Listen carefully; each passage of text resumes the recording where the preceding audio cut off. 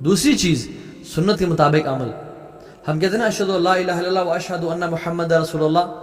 اشہدو ان محمد رسول اللہ کا ہمیں مطلب ہی نہیں پتا, ہم بس سمپل ڈیفینیشن کر دیتے ہیں. اس کا مطلب یہ ہے کہ ہم اللہ کے نبی کو نبی مانتے ہیں, ان کو فالو کریں گے, جو انہوں نے طریقہ دیا اس پہ عمل کریں گے, اور جس سے روکا اس سے ہمیشہ رک جائیں گے. will not act upon anything other than what Prophet صلی اللہ علیہ وسلم taught us or gave us. یہاں آج کل لوگ نئے نئے اعمال بنا رہے ہیں, نئی نئی چیزیں بنا رہے ہیں. ایک پرنسپل ہمیشہ یاد رکھیں, عبادات میں ہم کوئی ایڈیشن نہیں کر سکتے کسی بھی طرح کا واٹس ایور. ہم عبادات میں کوئی کام نہیں کر سکتے, تمام عبادت حرام ہیں ایکسیپٹ جن کا پروف ہمیں رسول اللہ صلی اللہ علیہ وسلم سے مل جائے, یعنی ایکسیپٹ جو اللہ کے نبی نے کی. اور تمام معاملات حلال ہیں ایکسیپٹ جن کی ممانعت ہمیں اللہ کے نبی صلی اللہ علیہ وسلم سے ملتی ہو. لوگوں کو بدعت کی ڈیفینیشن کا ہی نہیں پتا, لوگوں کو انویشن کا ہی نہیں پتا. لوگ کیا سمجھتے ہیں کہ بس جی اچھا جی اگر کل منانا یا 40ویں منانا ٹھیک نہیں ہے تو پھر جہاز سے بھی سفر کرنا ٹھیک نہیں ہے, اور مائکس کا اور لائٹس کا یوز کرنا بھی ٹھیک نہیں ہے, کیونکہ اللہ کے نبی تو نے یہ نہیں کیا تھا. بھئی یہ معاملات ہیں, لائٹس, مائک, فلائٹس. یہ آپ اگر برگر کھا رہے ہیں تو اللہ کے نبی نے برگر نہیں کھایا تھا, تو یہ معاملات میں سے ہے, یہ دین میں سے نہیں ہے. لیکن اگر آپ دین کا کوئی حصہ بنا رہے ہیں تو وہ it has to be from رسول اللہ صلی اللہ علیہ وسلم, کیونکہ اللہ کے نبی نے ہمیں ہر خیر کی بات سے آگاہ کر دیا اور ہر شر کی بات سے ہمیں دور بچا لیا. اب جو شخص کوئی نئی چیز نکال کے لاتا ہے تو وہ ہی از انڈائریکٹلی سیئنگ کہ یہ اللہ کے نبی نے ہمیں نہیں بتائی تھی اور ہم جو ہے نا نکال کے لے ہیں, والعیاذ باللہ, جیسے انہوں نے ہم سے چھپائی تھی, حالانکہ وہ ہمیں ہر چیز بتا کے چلے گئے. اور جو صحابہ اللہ کے نبی کے دور میں بھی آئے اور انہوں نے ان کی سنت سے اعراض کر کے تھوڑا مزید کرنا چاہا, خطبہ بلایا اللہ کے نبی نے صلی اللہ علیہ وسلم اور کہا کہ من عمل عملا لیس علیہ امرنا فهو رد, جس نے کوئی ایسا عمل کیا جو میرے حکم کے مطابق نہیں ہے وہ رد کر دیا جائے گا. تو یہ پرنسپل ہے, پہلا پرنسپل سنسیریٹی اور رسول اللہ صلی اللہ علیہ وسلم کی سنت پہ عمل. دوسرا پرنسپل ورشپ سے ہمیشہ یاد رکھیں کہ obligatory deeds یا فرائض جو ہیں they are better than voluntary deeds. ہمیشہ فرائض they take precedence over voluntary actions. ہم لوگ کیا کرتے ہیں, ہم لوگ سبحان اللہ کبھی کبھی voluntary deeds میں آگے بڑھنے کی کوشش میں اور لگنے میں ہم فرائض کو پیچھے چھوڑ دیتے ہیں. صحیح بخاری میں ایک حدیث آتی ہے, اللہ کے نبی فرمایا صلی اللہ علیہ وسلم وما تقرب الی عبدی, بلکہ حدیث قدسی ہے, ٹھیک ہے, حدیث قدسی ہے, وما تقرب الی عبدی بشیء احب الی مما افترضت علیہ. کوئی بھی انسان میرے جو سب سے زیادہ قریب آتا ہے وہ کس چیز سے آتا ہے, ان چیزوں پہ عمل کر کے جو میں نے فرض کیا. اور پھر وما یزال عبدی یتقرب الی بالنوافل حتی احبہ, اور پھر انسان اگر نوافل بھی کرتا ہے تو وہ میرے قریب آتا جاتا ہے حتیٰ کہ میں اسے محبت کرتا ہوں. اور لمبی حدیث ہے کہ وہ میں اسے کان بن جاتا ہوں جس سے وہ سنتا ہے, میں اس کی آنکھیں بن جاتا ہوں جس سے وہ دیکھتا ہے. ابن قیم الجوزی رحمۃ اللہ فرماتے ہیں کہ the best understanding of deen, the best fiqh of deen is knowing the priorities of deen, knowing what to do and what we can leave. آپ وہ کام کر رہے ہیں جس کو آپ چھوڑ سکتے ہیں, اور آپ وہ کام چھوڑ رہے ہیں جس کو آپ نے لازمی کرنا تھا. this is foolishness. تو نو کہ فرائض ہمیشہ they takes precedence, ان کی افضلیت ہے upon voluntary prayers. اسی طرح سے قیامت کے دن سب سے پہلے کسی سے بارے میں سوال کیا جائے گا, نماز کے بارے میں.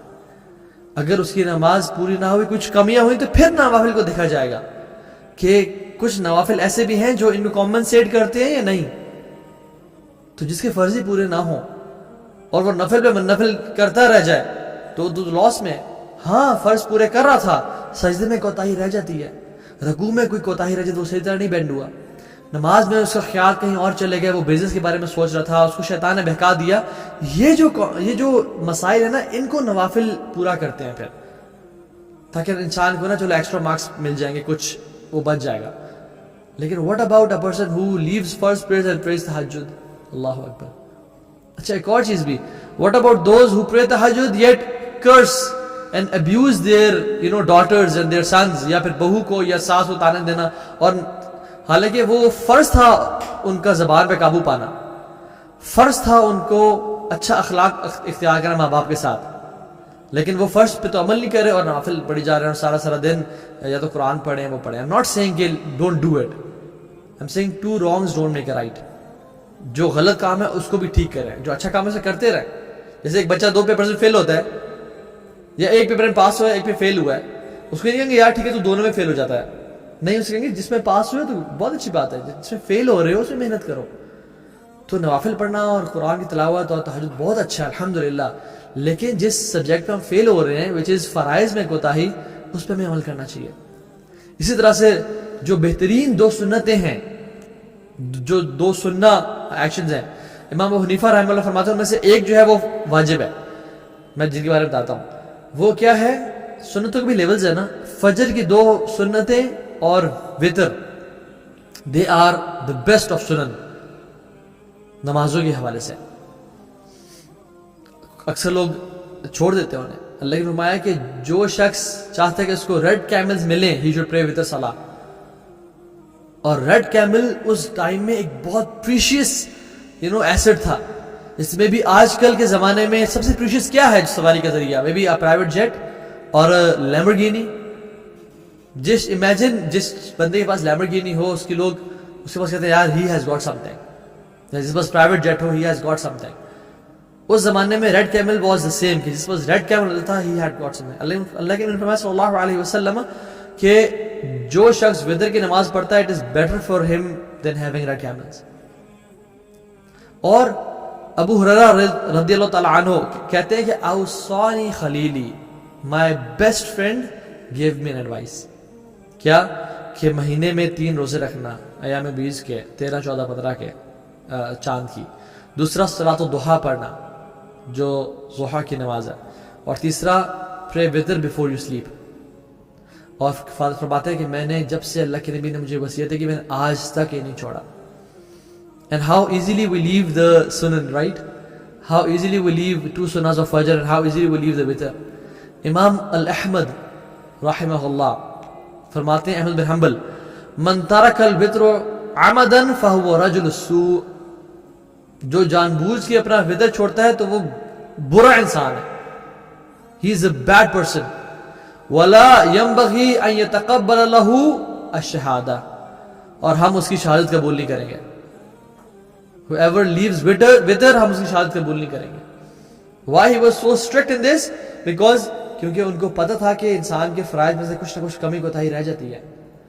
یہ وتر کی نماز اگر نہیں پڑھا تو پھر کون سے نوافل پڑھے گا جو اسے کمپنسیٹ کریں گے. That's why he wanted کہ یہ انسان آہستہ آہستہ وتر کی نماز یا سنتوں پہ عمل کرنا شروع کر دے تاکہ اس کی فرائض پورے رہیں.